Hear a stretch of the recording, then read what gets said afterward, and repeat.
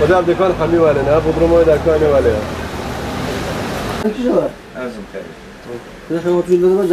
Yağmur yağıyor, sel bastı, selden dolayı mağdur kaldık.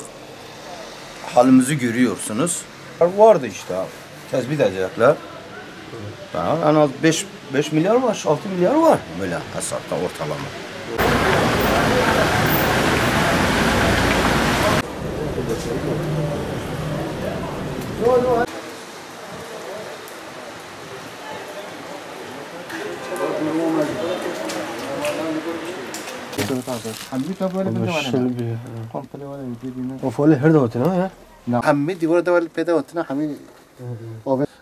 Dün akşam saat 8'de buraya geldik.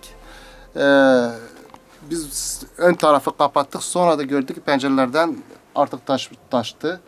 Sonra raflardaki bütün eşyalar zaten su aldı. Ve yerde olan eşyalar hepsi su aldı. Artık ne yapacağımızı bilemedik. En az da 100 binin üzerinde zararımız olmuştur. 100-150 bin lira. Çünkü her topu en az da 1000 liradır. Alttaki toplar hepsi su almış. Bu toplar mesela hepsi su almış. Yani raflardaki bütün eşyalar zaten su almış. Bey hizmet gel. Sözüm bey. Hadi karar ver bakayım.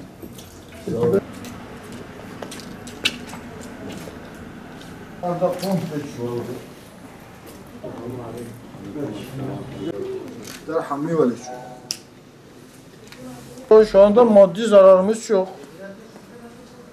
Yani şu anda kullanılacak mal içeride kalmamış. Yani toplam tahmini ya da Tahmin nereden bakarsan 200-250 milyarlık net olarak bilmiyorum ama zarar var.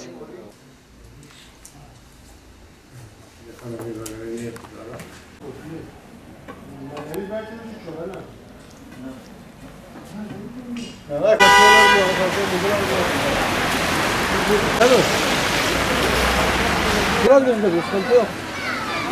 Temiz kat.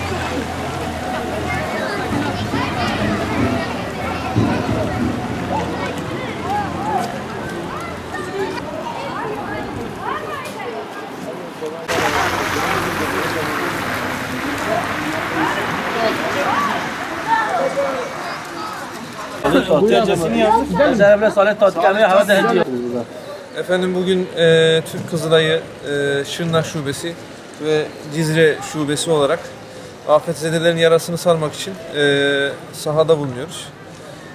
Yaklaşık 100 aileye ulaştık biz. 100 ailenin yarasını sarmak için elimizden gelen gayreti gösteriyoruz. Ekiplerimiz, üyelerimiz, gönüllerimizle beraber. Onun dışında sanırım bu sayı daha fazla olabilir ama çok net bilgiye sahip değiliz. Şu an bizim ulaştığımız 100 aile var. İki vatandaşımız selde boğularak yaşamını yitirdi. Üzücü bir olay tabii ki.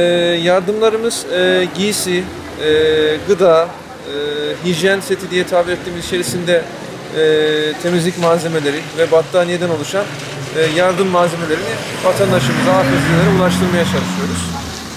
Daha da inşallah başka elimizden gelen bir şey varsa yapmaya çalışacağız yani. Sadece evlere mi, iş yerlerine de aynı zamanda? İş yerlerine de veriyoruz, evlere de veriyoruz. Kim etkilenmiş, kim zarar görmüşse, hangi vatandaşımız bu afetten etkilenmişse ona ulaşmaya çalışıyoruz. Elimizden geldiği kadar.